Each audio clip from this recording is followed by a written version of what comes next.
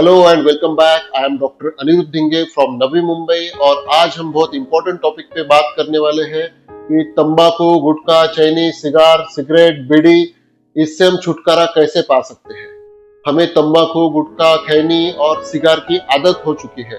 हम चाहते हैं, हम उसे छोड़ना चाहते हैं पर छोड़ नहीं पा रहे हैं। तो ऐसे में क्या करना चाहिए?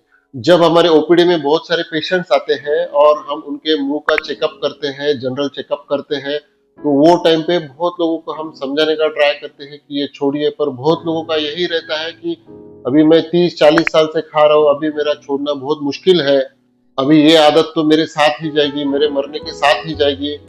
तो फ्रेंड्स, ऐसा नहीं है। अगर आप ऐसा सोच के चल रहे हैं तो मैं कुछ वर्ल्ड वाइड आंकड़े आपको बता सकता हूँ कि ऐसे कंडीशन में ऐसी जो हैबिट है, जो अपने को ये गंदी आदतें है, इसमें हमारी जो डेथ है इतनी इजीली नहीं होती है।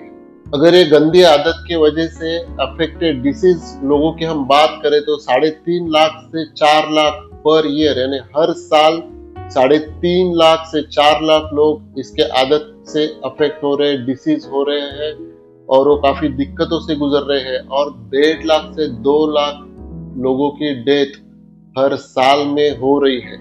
मैं मुंबई से ही हूँ, तो यहाँ पे जो टाटा मेमोरियल हॉस्पिटल है वहाँ पे हम अक्सर केसेस देखते हैं और हमारी जो ओपीडी है वहां से भी हम काफी पेशेंट्स देखते हैं जिनको आदत है।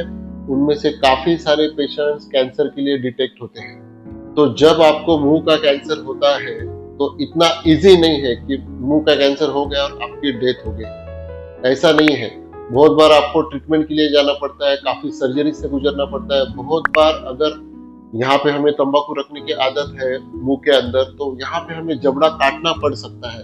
बहुत बार जबड़ा काटने के बाद आपके मुंह का शेप खराब हो जाता है, बिगड़ जाता है, आपका खाने का प्रॉब्लम हो जाता है, आप ठीक से खाना नहीं खा पाते हैं और ठीक से मुंह बंद नहीं कर पाते हैं। तो ऐसे कई सारे प्रॉब्लम आपको आ सकते हैं और ये जितना बढ़ेगा, जितना लेट होगा, उतना प्रॉब्लम सीवियर होते जाता है।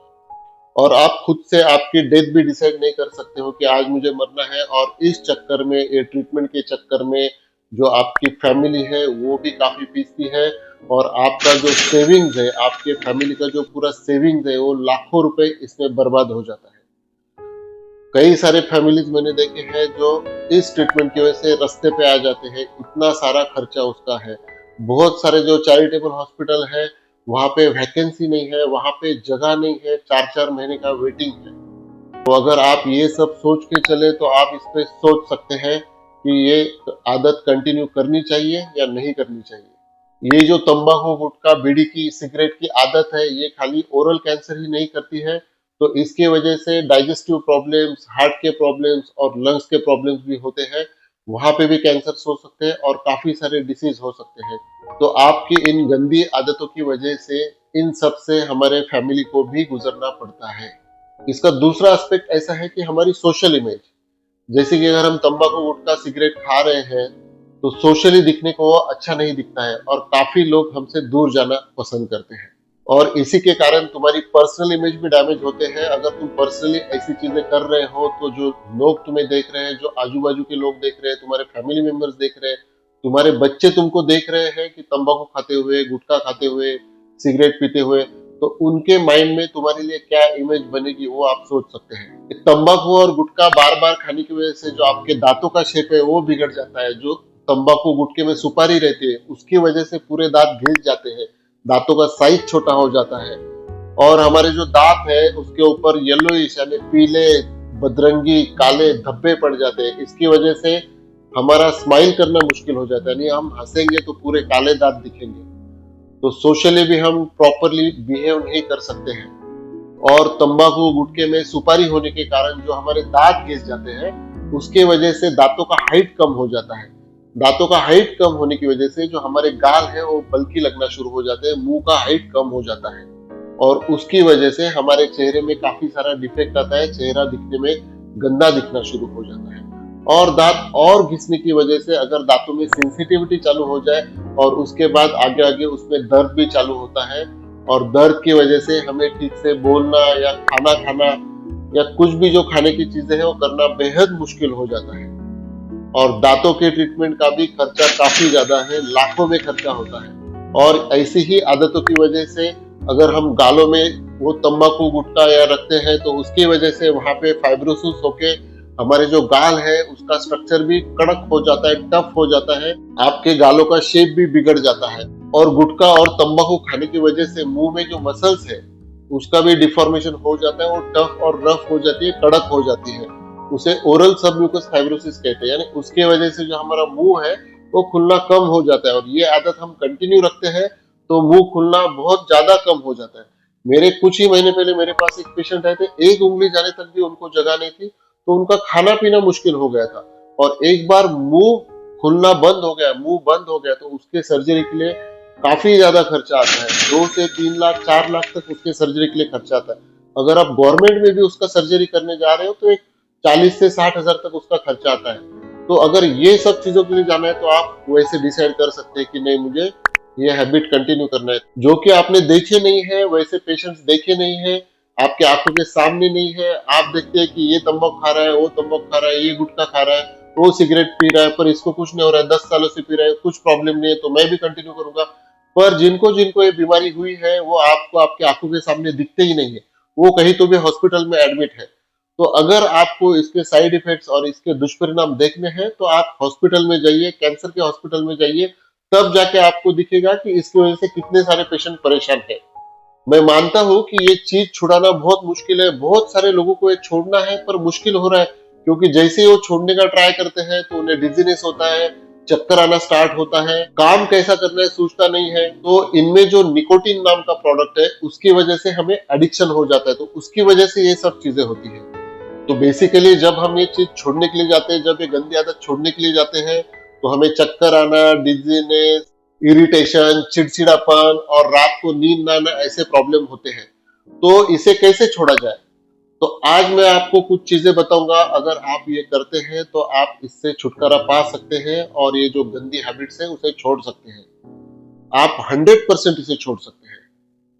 तो सबसे पहले तो डिपेंड है आपके विल पावर पे। अगर आपका विल पावर, या अगर आप आपके मन में ठान लेते हैं, स्ट्रांगली ठान लेते हैं कि नहीं, मुझे ये आदत छोड़नी है, किसी भी हालत में मुझे छोड़नी है, मेरे आजू बाजू के लोग, मेरे बच्चे, मेरी बीवी, मेरे रिलेटिव्स इसके बारे में क्या सोचेंगे, अगर आप ये सब चीजें सोचते हैं तो आप डेफिनेटली ये आदत छोड़ सकते हैं। आपका विल पावर स्ट्रांग रहना बहुत ज्यादा जरूरी है।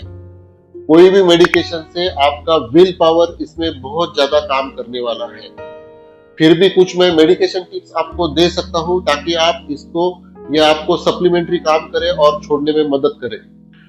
तो अगर आपको ये छोड़ने में दिक्कत आ रही है, या आप इसे जब छोड़ रहे हो और आपको इसका ज्यादा क्रेविंग हो रहा है, यानी खाने की ज्यादा इच्छा हो रही है, तो ऐसे टाइम पे आप इसको छोड़े बगैर इसको रिप्लेसमेंट कर सकते हैं। यानी अगर आप ये हैबिट को छोड़ दें और आपके पास कुछ रिप्लेसमेंट ही नहीं है तो आप 2-4 दिन छोड़ के इसे फिर से खाना चालू कर सकते हैं। तो इसके लिए हमें क्या करना है, उसका रिप्लेसमेंट ढूंढना है। यानी जब जब आपको क्रेविंग होगा, जब जब आपको खाने की इच्छा होगी, उस टाइम पे आपको इसका सप्लीमेंटल कुछ तो खाना है। जैसे कि आप शौफ और चेस्टमट पाउडर मिक्स करके और उसमें थोड़ा अगर टेस्ट के लिए अजवाइन डाल के आपके पास रखते हैं, तो जब जब आपको इसकी तलब होती है या जब जब आपको तंबाकू और गुटखा खाने की इच्छा होती है, तो ऐसे टाइम पे थोड़ा अपने हाथ पे ये लेके आप खा सकते हैं और वो क्रेविंग आप निकाल सकते हैं। तो अगर वो टाइम निकल गया तो आपको ये हैबिट छोड़ने में काफी मदद हो सकती है। अगर इससे भी आपका काम नहीं बन रहा है और आपको शौफ खाने के लिए या जेस्टमत पाउडर लेने के लिए दिक्कत आ रही है, तो निकोटिन गम्स नाम के एक च्युइंगम आते हैं जिसमें बहुत हल्के क्वांटिटी में निकोटिन रहता है। तो ये हम यूज कर सकते हैं। अगर हम तंबाकू या गुटखा नहीं छोड़ पा रहे हैं तो निकोटिन गम जो है उसे हम खा सकते हैं, चबा सकते हैं, पर इसे कम कम मात्रा में ले और धीरे धीरे निकोटिन को, या आप कह सकते हैं तंबाकू गुटखे को छोड़ सकते हैं। तो निकोटिन गम्स, ये जो च्युइंगम है, ये भी एक काफी अच्छा इलाज है। तो जब भी आपको क्रेविंग्स हो आप निकोटिन गम्स खा सकते हैं, चबा सकते हैं और फिर बाद में उसे थूक सकते हैं। इसके लिए तीसरा टाइप है, तीसरा रेमेडी है, अगर हम पानी में जीरा डाल के रखते हैं, रात भर उसे भिगो के रखते हैं और सुबह उसे बॉईल करके एक ग्लास भर के पी लेते हैं, तो इससे हमें काफी मदद मिलती है ये चीज छुड़ाने के लिए और इसके क्रेविंग कम करने के लिए। जीरे के पानी की वजह से जो इसके क्रेविंग है, जो खाने की इच्छा है, वो कम हो जाती है। इसके लिए चौथी रेमेडी है शौफ, अजवाइन और गुड़ पानी में उबाल के उसको बॉईल करके वो हम पी सकते हैं। वो पीने के बाद भी हमारी जो इसकी क्रेविंग है, जो इच्छा है, वो कम हो जाती है। अगर आयुर्वेदिक तरीके से हम इसको छुड़ाने का ट्राई करते हैं तो दूध उबाल के उसमें हम 1 चम्मच अश्वगंधा पाउडर डाल के उसे पी सकते हैं, या तो त्रिफला पाउडर पानी में डाल के पी सकते हैं, या तो तुलसी के पत्ते चबा सकते हैं। इन सब से जो हमारे क्रेविंग्स हैं वो कम होते हैं और हमारी तंबाकू खाने की इच्छा या गुटखा खैनी खाने की इच्छा कम हो सकती है। बहुत बार मैंने कई पेशेंट देखे हैं जो जेन्युइनली विलिंगली उसे छोड़ने के लिए रेडी है और ट्राई भी कर रहे हैं और छोड़ भी रहे हैं। कुछ हफ्तों तक छोड़ देते हैं, 15 दिन तक छोड़ देते हैं, 1 महीने तक छोड़ देते हैं, फिर ऐसा कुछ हो जाता है कि वो फिर से स्टार्ट हो जाता है। तो बेसिकली क्या होता है, खाना खाने के बाद हमें एक आदत रहती है उसे खाने की। तो खाना खाने के बाद और कभी कभी जब हमें काफी ज्यादा स्ट्रेस रहता है, काफी ज्यादा दिक्कतें आती है, लाइफ में काफी ज्यादा दिक्कतें आती है, तो ऐसे टाइम पे हम वो रास्ते पे फिर से जा सकते हैं। तो यही टाइम है, यही जो टाइम है ये हमें संभालना है। यही टाइम पे जो मैंने कुछ आपको टिप्स दिए हैं, जैसे निकोटिन गम्स है और भी बाकी चीजें जैसे मैंने बताई है, कुछ आयुर्वेदिक रेमेडीज बताई है, वो आप ट्राई कर सकते हैं। और ये सब मिला के और आपका जो विल है, जो आपकी मानसिक शक्ति है, वो स्ट्रॉन्ग करके आप इस पे कॉन्कर कर सकते हैं, इस पे विक्ट्री पा सकते हैं, इस पे जीत पा सकते हैं और डेफिनेटली ये आदत आप छोड़ सकते हैं। और अगर आप ये आदत छोड़ते हैं तो सोशली, पर्सनली, आपके रिलेटिव्स में, आपके बच्चों के सामने आप एज अ पर्सनैलिटी आपकी एक अच्छी इमेज हो सकती है। और जो आपकी फैमिली सफर होने वाली है, जो ये इसके वजह से जो कैंसर या जो भी डिसीज होने वाले हैं, इसकी वजह से जो आपकी फैमिली सफर होने वाली है और आपका जो पैसा वेस्ट होने वाला है, जो खर्चा होने वाला है, इससे आप बच सकते हैं।